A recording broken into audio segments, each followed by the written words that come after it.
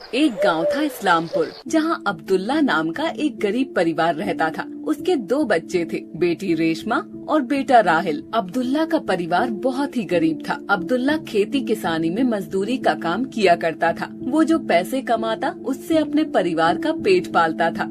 बाबा ये लीजिए, पानी पी लीजिए। माशाअल्लाह मेरे बेटे, बिस्मिल्लाहिर्रहमानिर्रहीम। पानी पी के तो ऐसा लगा है जैसे सारी थकान ही मिट गई। बेटी रेशमा, ओ बेटी रेशमा, कहाँ हो? इधर तो आइए।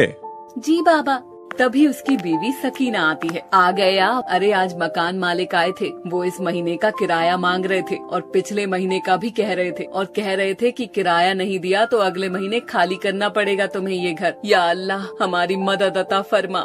ठीक है, मैं कल अपने मालिक से बोलता हूँ, वो कुछ न कुछ इंतजाम जरूर कर देंगे।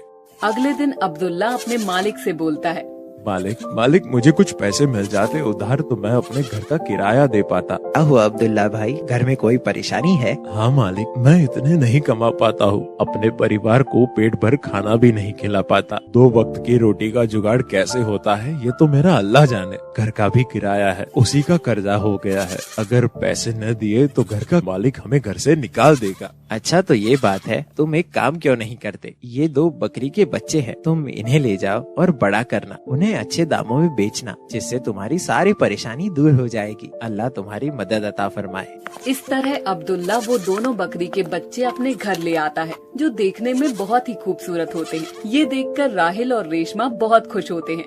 बाबा ये बकरी के बच्चे तो बहुत ही खूबसूरत है। मेरे दिल में कई दिनों से हसरत थी कि मैं बकरी के बच्चे लाऊं, लेकिन घर की तंगस्ती को देखकर मैं आपसे बोल नहीं पाता था। बाबा मैं चाहता था कि बकरी के बच्चे लाऊं और उन्हें पालूं, उनके साथ खूब खेलूं, पर आज अल्लाह ने ये मेरी तमन्ना पूरी कर दी। अल्लाह तेरा लाख लाख शुक्र है। इन बकरी के बच्चों को मैं पालूंगा, इनके साथ खूब खेलूंगा। ठीक है बेटा, इनकी तुम्हें ही खिदमत करनी है, शायद ये हमारी किस्मत बदल दे। राहिल उन दोनों बकरी के बच्चों को जंगल ले जाता है और उन्हें हरे पत्ते खिलाता है। बाबा कहाँ हो? बाबा क्या हुआ बेटा? बाबा मैं इन दोनों में से एक का नाम रखूंगा बादल और एक का नाम बादशाह, ठीक है ना बाबा? बेटा जैसी तुम्हारी मर्जी, अब ये तुम्हारी अमानत है और तुम्हारा खिलौना भी, उनका अच्छे से ध्यान रखना। ठीक है बाबा, मैं इनका अच्छे से ख्याल रखूंगा। राहिल उन दोनों बकरी के बच्चों के साथ खूब खेलता। वक्त कैसे पंख लगाकर उड़ जाता है पता ही नहीं चलता। वो अब दोनों बकरे बड़े हो गए थे।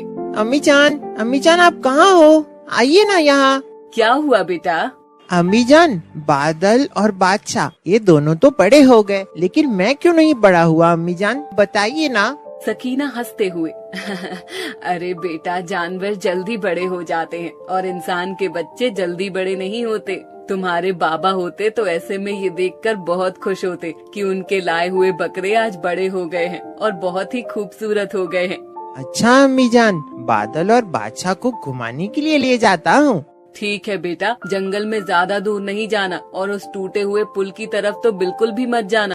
वो तीनों जंगल की ओर निकल जाते हैं। राहिल बादल और बादशाह को हरे हरे पत्ते तोड़कर खिलाता है। कुछ देर बाद राहिल को भी भूख लगने लगती है। तभी राहिल के मन में उस पुल को पार कर जाने की लालसा होती है, जहाँ बहुत सारे आम के पेड़ होते हैं, पर वहाँ जाना खतरे से खाली नहीं होता, क्योंकि वहाँ का पुल काफी पुराना हो चुका था, जिससे टूटने का खतरा था। चलो बादल और बादशाह, आज तुम्हें मेरा पेट भराना है। राहिल बादल की पीठ पर बैठकर पुल की ओर चल पड़ता है। जैसे ही पुल के ऊपर चलता है तो पुल आवाज करने लगता है।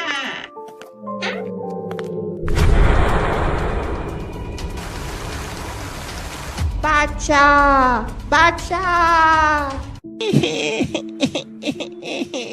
ये अल्लाह, ये क्या हो गया? बादशाह मुझसे बिछड़ गया, अब मैं कैसे जीऊंगा? या अल्लाह रहम फरमा, रहम। राहिल और बादल घंटों उस नदी की ओर देखते रहते हैं, लेकिन बादशाह का कुछ अता पता नहीं चलता। पानी का बहाव इतना तेज था कि बादशाह दिखाई नहीं दिया। वो दोनों घर की ओर जाते हैं, रोते हुए जैसे राहिल और बादल घर पहुंचते हैं। बेटा राहिल, तुम्हारे कपड़े गीले क्यों हैं? और बादशाह कहाँ है? लगता है तुम लोगों ने बाहर ही खड़ा कर दिया है मेरे बादशाह को। सकीना बाहर जाकर देखती है तो वहाँ कोई नहीं होता है, और वापस आकर देखती है तो राहिल की आंखों में आंसू थे। राहिल, बादशाह कहाँ कहाँ है? जल्दी बताओ बेटा, मेरा दिल बैठा जा रहा है। राहिल अम्मी जान से लिपटकर जोर जोर से रोने लगता है। अम्मी जान, बादशाह को हमने खो दिया अम्मी जान। क्या कह रहे हो राहिल? ऐसा कैसे हो गया मेरे बेटे? वो तो तुम्हारे बाबा की निशानी थी, उसका तुमने कैसे ध्यान नहीं रखा? अम्मी जान, सारी गलती मेरी है। आपने मुझे उस पुल की तरफ जाने के लिए मना किया था। आपकी बात ना मानने की मुझे सजा मिली है। काश मैं मर गया होता। मेरी आंखों के सामने मेरा बादशाह नीचे गिर गया और मैं कुछ नहीं कर पाया। अम्मी जान, मुझे माफ कर दीजिए। मैं तुम्हारा गुनहगार हूँ और बाबा का भी। राहिल रोते हुए घर से बाहर निकल जाता है। आज तुम्हारा भाई बादशाह इस दुनिया से चला गया, हम तुम्हारे बिना नहीं रह सकते। या अल्लाह, मुझे सब्र अता फरमा। राहिल गमगीन रहने लगा। बादशाह की जुदाई ने राहिल को बिल्कुल ही तोड़ दिया। बादल और बादशाह के बिना तो मुझे कुछ भी अच्छा नहीं लग रहा है। ऐसा लग रहा है कि मैं भी उस नदी में बह क्यों नहीं गया।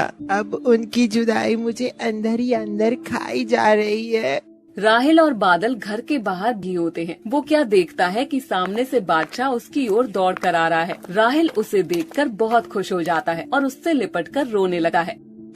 बादशाह तुम कहाँ चले गए थे मुझे छोड़कर? तुम्हारी जुदाई में मुझे जिंदा लाश बना दिया था। बादल नहीं होता तो शायद मैं भी इस दुनिया में नहीं होता। अम्मी जान, बाबा और बादल का ख्याल आ जाता है, बस इसीलिए मैं जिंदा हूँ। या अल्लाह, तेरा लाख लाख शुक्र है कि तुम जिंदा हो। इतने में सकीना बाहर आ जाती है। अम्मी जान देखो, बादशाह हमारे पास लौटकर वापस आ गया है। या अल्लाह, तेरा लाख लाख शुक्र है। या अल्लाह, तूने मेरी दुआ सुन ली, हमारा बादशाह हमारे पास लौटा दिया है। या अल्लाह, तेरा लाख लाख शुक्र है।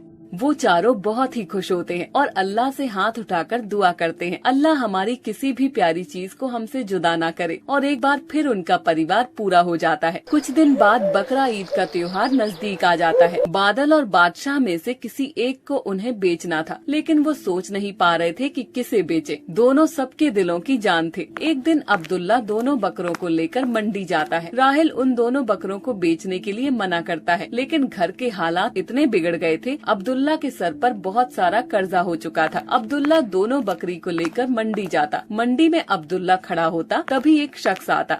माशाअल्लाह, वल्लाह आपके दोनों बकरे बहुत ही खूबसूरत है। क्या आप इन्हें मुझे देंगे? नहीं, मैं सिर्फ दोनों में से एक को ही बेचूंगा। पर ऐसा क्यों भाई? मेरे सर पर कर्जा है, इसीलिए मुझे अपनी अजीज चीज को बेचना पड़ रहा है। ठीक है, फिर आप एक ही दे दो। खरीदार पैसे निकालकर दे देता है और बकरे की रस्सी अपने हाथ में ले लेता है। जैसे ही वो रस्सी लेता है तो बादल अब्दुल्ला से लिपटकर रोने लगता है। ना मेरे बेटे, रोते नहीं, तेरी जुदाई भी मुझे तड़पाएगी। मुझे माफ कर दे बेटे, तेरी आज कीमत लगाई है। मैं तेरा गुनहगार बन गया हूँ। या अल्लाह, मुझे माफ कर दे।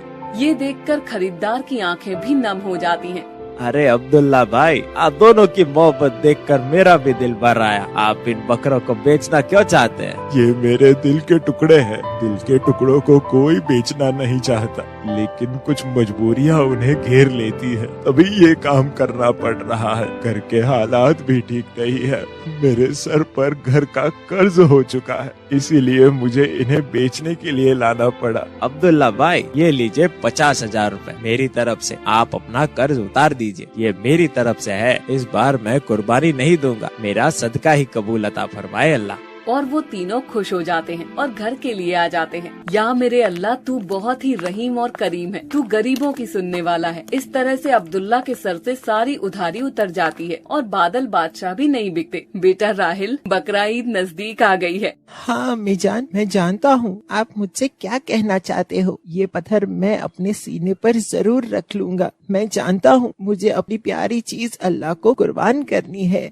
माशाअल्लाह मेरे बेटे, तुम जैसा बेटा हर एक माँ को दे। घर के बाहर कसाई खड़ा होता है और आवाज देता है, राहिल, बादल और बादशाह को ले आओ। अब अल्लाह के घर जाने का वक्त हो गया है।